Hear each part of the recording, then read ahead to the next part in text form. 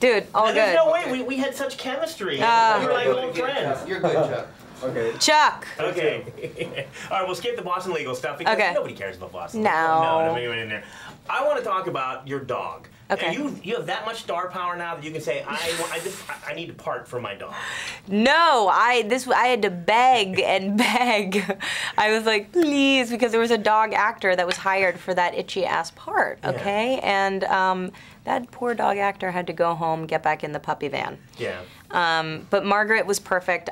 She's a pit bull. I wanted to get her some good press. And I saw Margaret. She's is currently wearing some kind of a giant M with some kind of bling going around her. Well, I wanted her to dress up because it's her junket too. First time she's down there sunbathing right now. Yeah, she loves that. Yeah. Now they didn't have to have like any.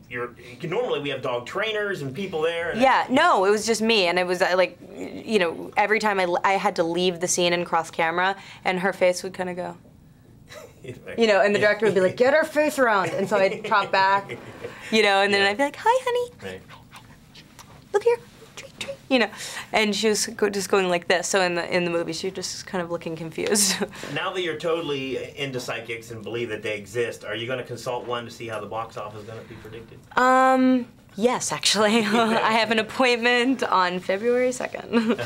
So can people really put faith in those things? Because I always look at it like I'm a complete non-believer. I was a skeptic, and I went to one. I think you just have to go. You have to go to someone who's actually respected and a clairvoyant, not just one off the street. How do you know they're respected, though?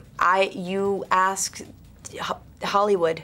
You ask Hollywood. People that know in the business. You ask that. No. Shirley MacLaine, give her a call. I mean, you know what? I think that you have to research it, actually, because I think there are people who are connected to. I sound like a crazy person, but I do think that some people are clairvoyant and some people aren't, and say they are. So now let's go for the world's greatest segue. Let's talk about that nude scene. Okay, great. You should see so I run through. You're all soaked up. You're holding things in there, and I'm assuming there's 50, 60 people. Yes, there is. Like yes, and well, the great thing about that scene is that it was Gold's Gym, and so I got a VIP membership for life. Wow. So apparently, if you run through Gold's Gym naked, that's what you get. But then do you have to show up naked, or is that a requirement? That's part of that. Yeah, which is weird. Which is weird. I always thought that was a weird part of it.